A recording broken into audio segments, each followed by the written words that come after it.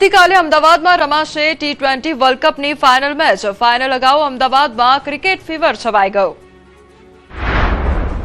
અમદાવાદમાં ટી20 વર્લ્ડ કપની ફાઇનલ ભારત ન્યૂઝીલેન્ડ વચ્ચે થશે ટક્કર। 2020 વર્લ્ડ કપની સૌથી મોટી મેચ વિશ્વના સૌથી મોટા ક્રિકેટ સ્ટેડિયમમાં રમાશે। ક્રિકેટ ચાહકો જેની આતુરતાપૂર્વક રાહ જોઈ રહ્યા છે તે ભારત અને ન્યૂઝીલેન્ડ વચ્ચેની ફાઇનલ મેચ અમદાવાદના નરેન્દ્ર મોદી સ્ટેડિયમમાં રમાશે। ફાઇનલ પહેલા ભારત અને ન્યૂઝીલેન્ડની ટીમ અમદાવાદ આવી પહોંચી છે અને તૈયારીઓને આખરી ઓપ આપ્યો છે। ફાઇનલ મેચ અગાઉ ન્યૂઝીલેન્ડની ટીમ નેટ પ્રેક્ટિસ કરી હતી। કેપ્ટન મિચેલ સેન્ટનરે ફાઇનલ મેચ હાઈ સ્કોરિંગ થવાની શક્યતા વ્યક્ત કરી છે।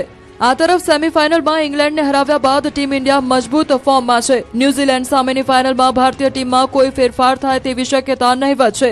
ટીમમાં ઓપનર અભિષેક શર્મા, સંજુ સેમસન, ઈશાન કિશન, સૂર્યકુમાર યાદવ, હાર્દિક પંડ્યા, તિલક વર્મા, શિવમ દુબે અને અક્ષર પટેલ બેટિંગની ધુરા સંભાળશે।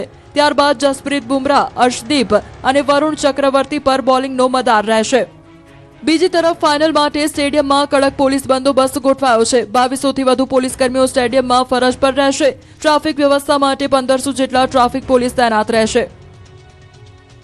અમદાવાદના નરેન્દ્ર મોદી સ્ટેડિયમ ખાતે ભારત અને ન્યૂઝીલેન્ડ વચ્ચે યોજાનારી ફાઇનલ મેચને લઈને કડક પોલીસ બંદોબસ્ત ગોઠવવામાં આવ્યો છે। સુરક્ષાની દ્રષ્ટિએ 1 જેસીપી, 8 ડીસીપી, 15 એસીપી, 30 પીઆઈ અને 91 પીએસઆઈ સહિત 121થી વધુ અધિકારીઓ તૈનાત કરવામાં આવ્યા છે। તો સ્ટેડિયમમાં 2200થી વધુ પોલીસકર્મીઓ સુરક્ષા માટે ફરજ પર રહેશે, જ્યારે 6 બીડીડીએસ ટીમો દ્વારા બોમ્બ સ્ક્વોડ, ચેકિંગ અને સતત નજર રાખવામાં આવશે।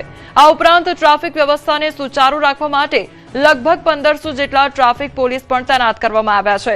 ફાઇનલ મેચને ધ્યાનમાં રાખીને કુલ અંદાજે 4500 જેટલા પોલીસકર્મીઓનો વિશાળ બંદોબસ્ત ગોઠવાયો છે।